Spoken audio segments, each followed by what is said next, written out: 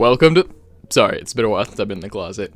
Welcome to Ellie's class. Today, let's go over discrete voice training. First off, voiceless exercises are going to be your bread and butter. Since these exercises mainly use whispering or breathing, they're effective for doing training quietly and thus discreetly. If you practice enough, you can even do them with your mouth closed. In my last video, I talked about the big dog, little dog, and the voiceless pa/eh exercises. These can easily be adjusted to be much more quiet. For big dog, little dog, just focus on breathing quietly. Bonus points if you can do the exercise correctly while breathing completely silently. Just be careful because this is more difficult and will cause more strain. For the voiceless pa/eh exercise, you don't have to be as loud as I was in that video. You can start just above a whisper and then try to go down from there. This makes the exercise less effective, which is okay if your priority is doing it discreetly and not trying to maximize efficiency. Prioritize safety above everything else. With enough control and strength in the muscles, you can manually engage them rather than needing these exercises to do so. This is what allows for closed mouth exercises, but I do not recommend doing this if you're just now starting. Like I said, it takes a lot of muscle control and strength, and you're going to need to build that up before you can do this effectively. To do a closed mouth exercise,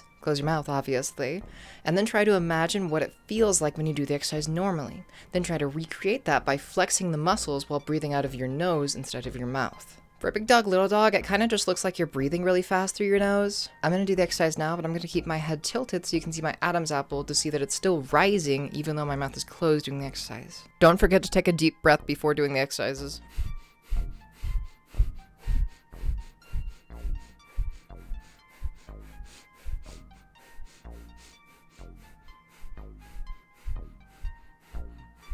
Oh, that's so weird.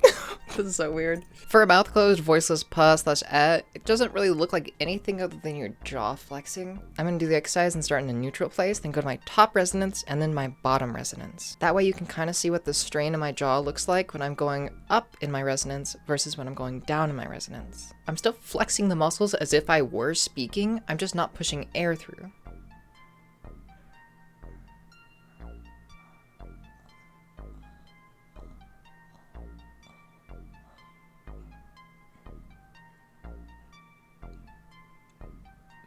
I hope that kind of showed it. It's really hard trying to record this when it's not really visible from the outside.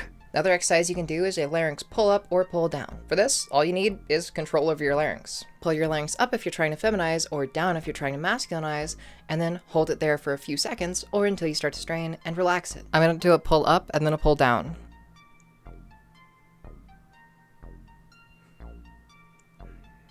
Remember that this exercise is for pitch, not resonance, so it's not going to be as effective at changing the gender of your voice, but it can still be helpful. Second thing for voice training discreetly, do some stuff that's not related to voice training, but can still help you with voice training later on. Singing is incredibly helpful for voice training, even if it's just quiet singing, and it's so common that nobody's really going to see you singing and think that you're trans because of it. Singing along with female singers, or raising your pitch while singing, these things can be incredibly helpful for voice training later on. And of course, silly voices. Doing silly voices is a great way to increase your vocal flexibility and the strength of your voice generally. Even just doing women's voices as a joke can help you with finding your voice. This especially applies to anybody into D&D or other RPG games. Make your player characters women, or if you're the game master, make a lot of women NPCs for you to voice. Old ladies, young girls, it all helps. Third thing for voice training discreetly, obscure the sound. Even when doing voiceless exercises, you can still make a little bit of sound, especially if you're a beginner. Thankfully, there's ways to counteract this.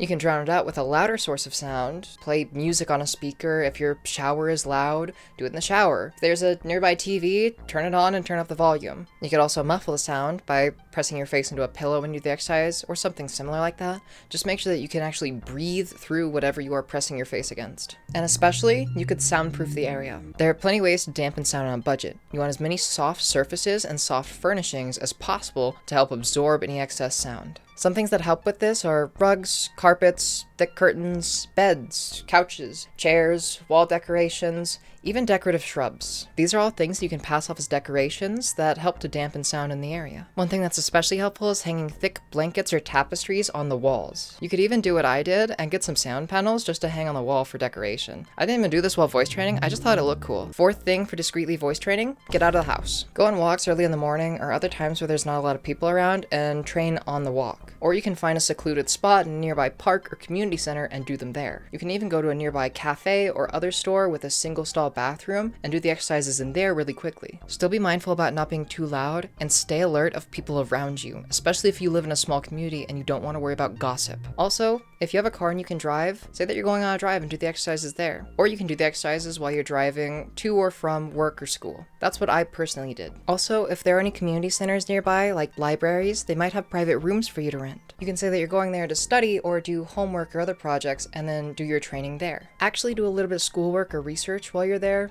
and then you'll have evidence if anybody confronts you accusing you of lying about your reason to go. Fifth and final tip for voice training discreetly: don't be afraid to lie. If you get confronted by anybody and you're not ready to come out or it's not safe to, then lie. Some excuses could be that you're thinking of becoming a voice actor, or you're practicing for D&D, practicing for choir. Maybe there's a club that you're thinking about joining. Don't be afraid to do it if you're backed against a wall. It is okay to lie if it's for the sake of your health and safety. As an extra tip for people in particularly bad situations, you can disguise apps on your phone if you're worried about people going through your phone and finding them. Change the app icon and name to something boring and mundane, like weather, clock, calculator, something like that that's easy to forget, and then bury that app in a folder with other boring, mundane apps. For iPhones, you can use the Shortcuts app to create a home screen shortcut for any app that you control the icon and name of. Then just delete the actual app icon from the home screen. Be careful though, because the app is still going to show up on lists of all the apps on the phone, like the one in the settings. For Samsung, it seems like you need to download an app for this. I've seen a lot of people recommending Theme Park from GoodLock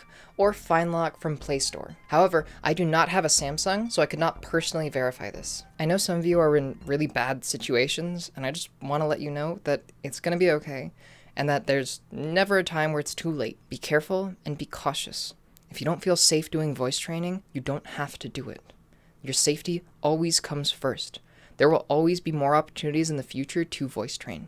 So don't feel like you have to do it right now or you're never going to get another chance. These videos will always be up. There will always be people willing to help.